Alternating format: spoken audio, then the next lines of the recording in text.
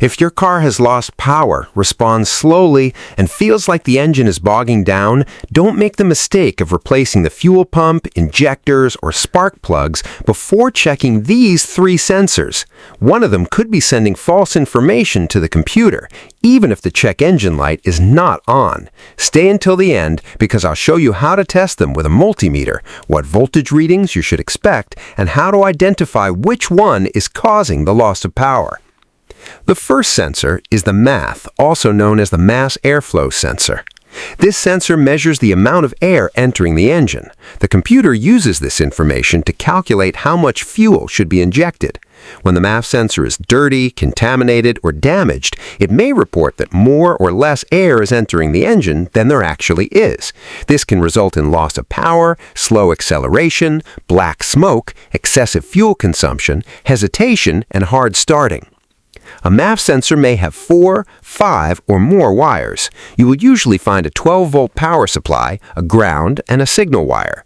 Some MAF sensors also contain the intake air temperature sensor, which may use a 5-volt reference and a separate signal wire. However, you must check the vehicle's wiring diagram, because some MAF sensors use a 5-volt power supply, while others produce a frequency-based signal. Set your multimeter to DC volts. With the ignition on and the connector plugged in, measure between the power supply wire and battery ground. You should find approximately 12 volts, or depending on the design, a 5-volt reference. To test the ground, place the red meter lead on the positive battery terminal and the black lead on the sensor ground. You should read approximately battery voltage. You can also perform a voltage drop test with the engine running.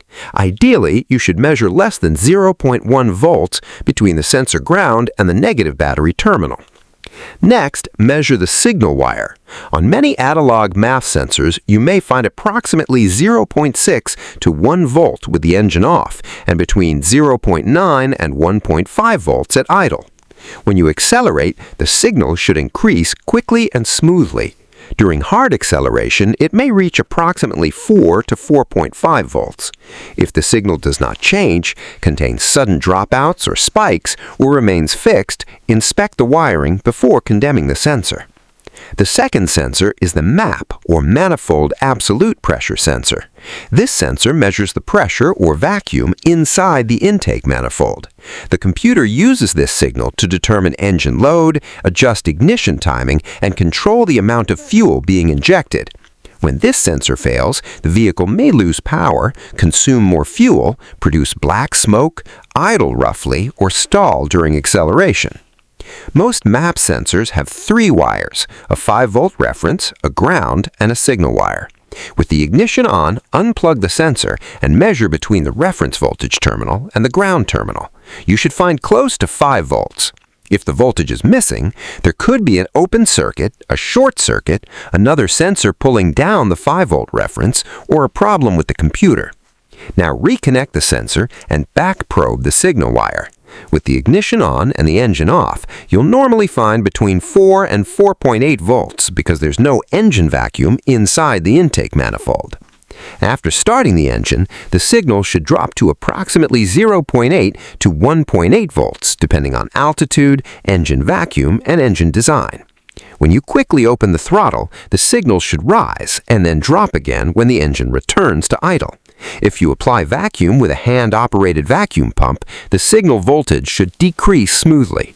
If the reading remains fixed, changes abruptly, or does not respond to vacuum, also check that the MAP sensor vacuum port or hose is not clogged, cracked, or filled with oil.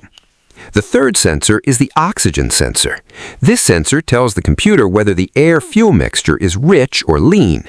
When the sensor responds too slowly or becomes stuck, reporting the wrong mixture, the computer may overcorrect the fuel delivery, causing excessive fuel consumption, slow throttle response, and loss of power.